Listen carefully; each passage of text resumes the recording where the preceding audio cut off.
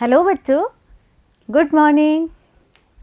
आज हम पढ़ेंगे कक्षा 7 विषय विज्ञान अध्याय 4 ऊष्मा भाग 2। मेरा नाम निशी अरोड़ा है और मेरे साथ हैं रामस्वरूप कुमार। प्यारे बच्चों, भाग 1 में हमने पाठ के सारांश को समझा कि ऊष्मा क्या होती है, ऊष्मा को कैसे मापा जाता है। आज हम इस भाग में इस अध्याय के प्रश्न उत्तर करेंगे। ठीक है बच्चों, शुरू करें।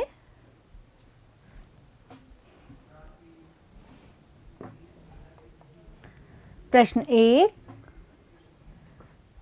रिक्त स्थानों की पूर्ति कीजिए। बच्चों, इस प्रश्न में हमें रिक्त स्थान भरने हैं। कोई वस्तु कितनी गर्म है, इसकी जानकारी डैश द्वारा प्राप्त होती है। कैसे होती है बच्चों? ताप के द्वारा।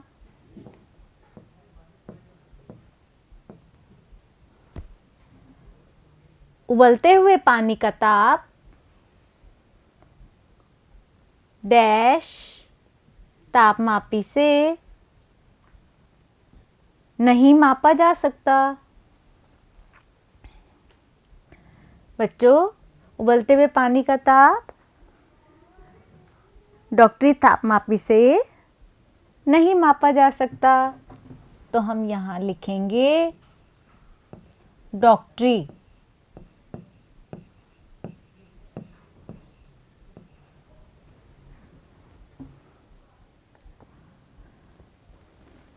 ताप को डिग्री डैश में मापते हैं।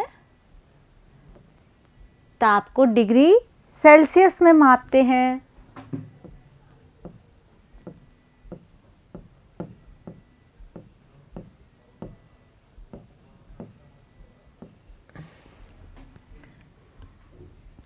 बिना किसी माध्यम द्वारा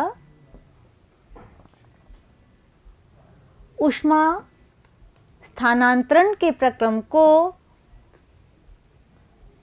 डैश कहते हैं। क्या कहते हैं बच्चों? विकिरण। विकिरण में माध्यम की आवश्यकता नहीं होती, तो हम यहाँ लिखेंगे विकिरण।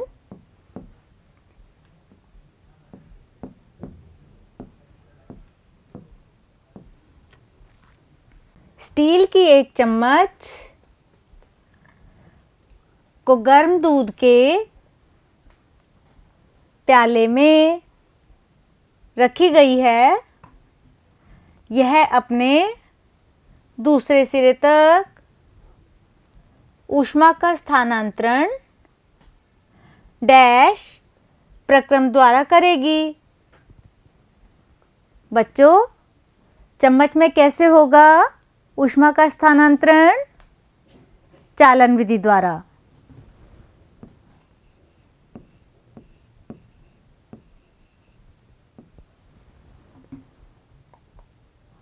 लघुत्तरात्मक प्रश्न। प्रश्न 2, तापमापी क्या है?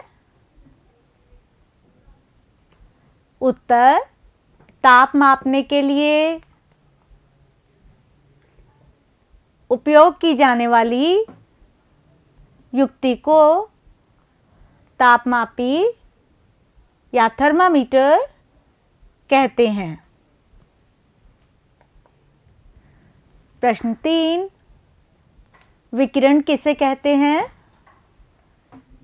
उत्तर, ऊष्मा संचरण की वह विधि जिसमें स्थानांतरण के लिए माध्यम की आवश्यकता नहीं होती, जैसे सूर्य की ऊष्मा विकिरण द्वारा पृथ्वी पर आती हैं।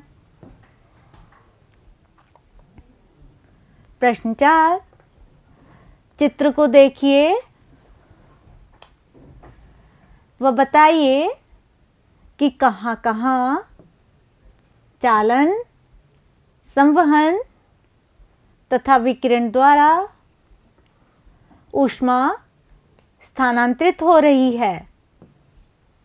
बच्चों, तुम्हें इस चित्र को देखना है और बताना है कि यहाँ चालन, संवहन व विकिरण द्वारा ऊष्मा का स्थानांतरण कहाँ कहाँ हो रहा है।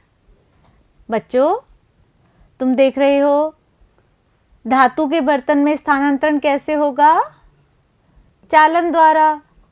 क्यों? क्योंकि ये है ठोस है। पानी में कैसे होगा बच्चों? संवहन द्वारा। द्रवों में संवहन द्वारा ऊष्मा का स्थानांतरण होता है और बर्नर से विकिरण द्वारा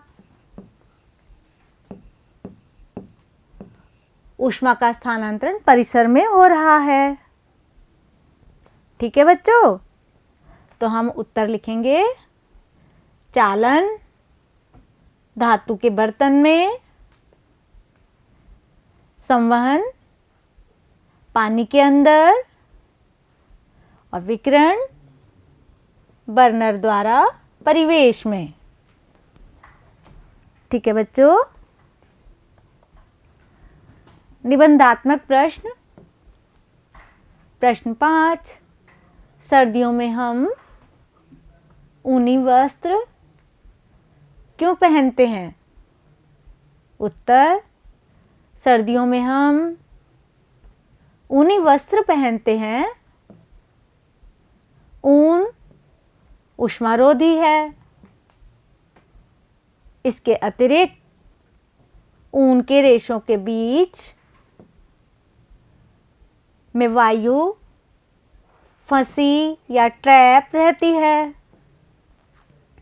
यह वायु हमारे शरीर की ऊष्मा को ठंडे परिवेश की ओर विकिरित होने से रोकती है। अतः हमें उष्णता का अनुभव होता है। प्रश्न 6, डॉक्टरी तापमापी व प्रयोगशाला तापमापी में अंतर बताइए। उत्तर, बच्चों, इस प्रश्न में हमें डॉक्टरी तापमापी और प्रयोगशाला तापमापी में क्या अंतर होता है यह बताना है। डॉक्टरी तापमापी का परिसर 35 डिग्री सेल्सियस से 42 डिग्री सेल्सियस तक होता है। प्रयोगशाला तापमापी का परिसर -10 डिग्री सेल्सियस से 110 डिग्री सेल्सियस तक होता है।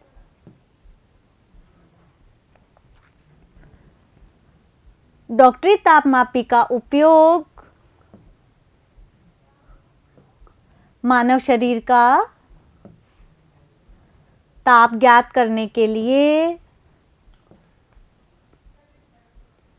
किया जाता है। प्रयोगशाला तापमापी का